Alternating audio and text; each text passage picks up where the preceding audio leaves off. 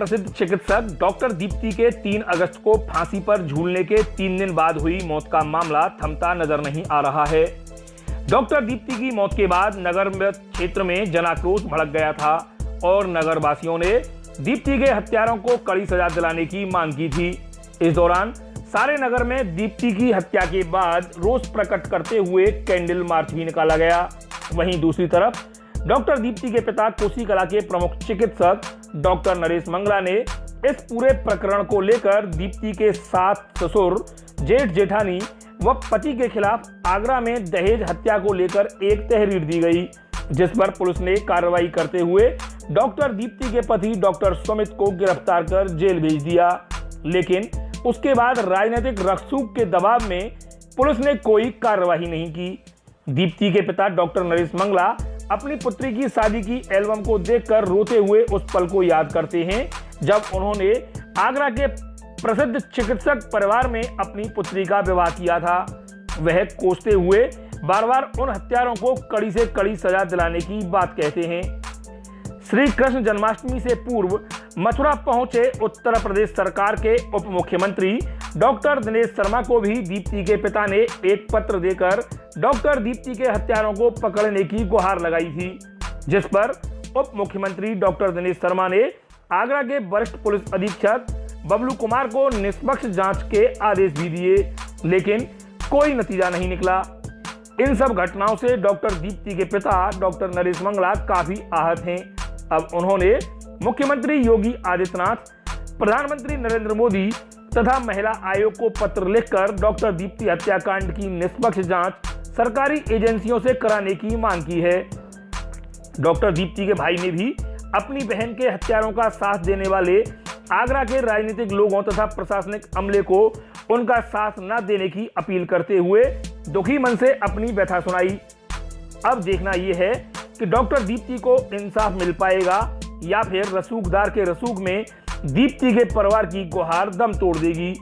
2 अगस्त को सास ससुर से, जेठ जेठानी से एवं अपने पति की द्वारा दी गई मानसिक यात्राओं का सुबह 9:30 बजे के लगभग मुझे जिक्र किया और रोते रोते उसने अपनी सारी दास्तान सुनाई।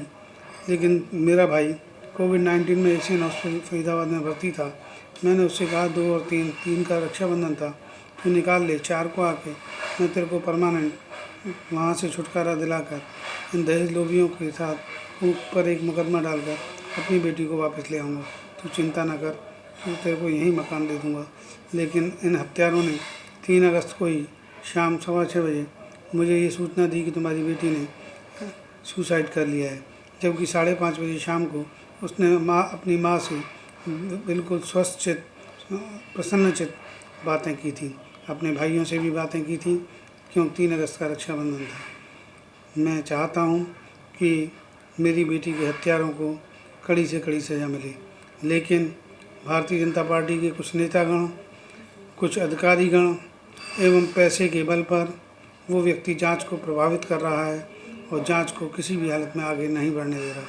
यहाँ तक कि आज दिनांक 17 अगस्त हो जाने के बावजूद मेरे स्वयं के बयान सीओ सदर द्वारा नहीं लिए गए हैं। ना ही मुझे आज तक कोई भी फ़ोटोज़, उनके हॉस्पिटल में लगे हुए कैमरों की रिकॉर्डिंग या घर में लगे हुए कैमरे की रिकॉर्डिंग बार बार मांगने के बाद दी गई। मुझे लगता है इस जांच को पुलिस के बड़े बड़े अधिकारी प्रभावित करने में लगे हैं। मेरा मानना है मुझे आगरा में कभी न्याय नहीं मिलेगा। मैंने माननीय मुख्यमंत्री जी को, अमित शाह जी को, नरेंद्र मोदी जी को, महिला आयोग को एवं कई जगहों पर पत्र लिखकर ये गुजारिश की है कि किसी भी तरीके से मेरे को न्याय दिलाया जाए।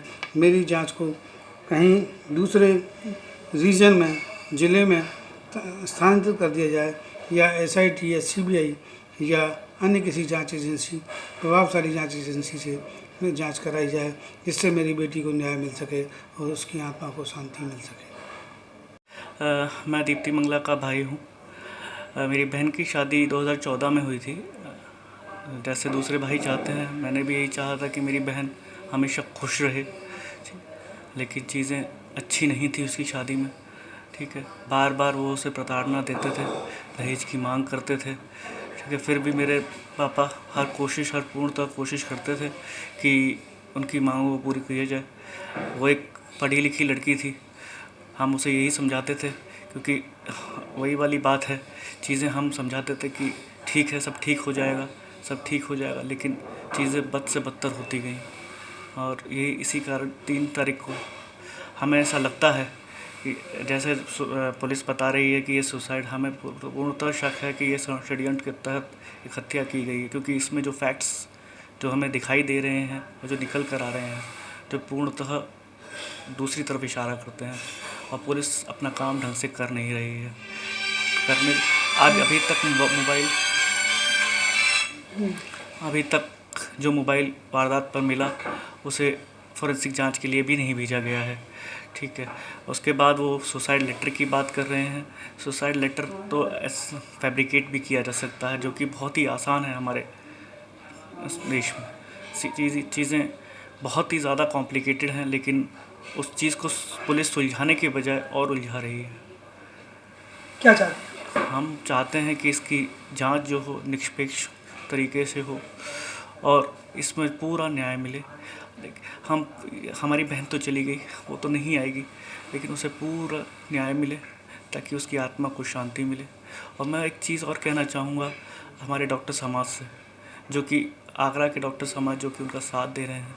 मैं उनसे कोई बैर नहीं है मेरा कोई, ठीक है, लेकिन आप हमारी जगह अपने आप को रख कर देखिए, आपको समझ में आएगा हमारी व्यथा, ठीक है। ऐसा नहीं कि आपकी बेटियां नहीं हैं, मैं ये नहीं कह रहा कि आपकी बेटी के साथ ऐसा हो, लेकिन आप हमारी जगह रख कर देखिए अपने आप को, समझ में आएगा आपको कि हमारे ऊपर क्या बीत रही है, ठीक है। आप साथ नहीं दे सकते तो कम से कम जस्टिस का वेट तो कर सकते हैं।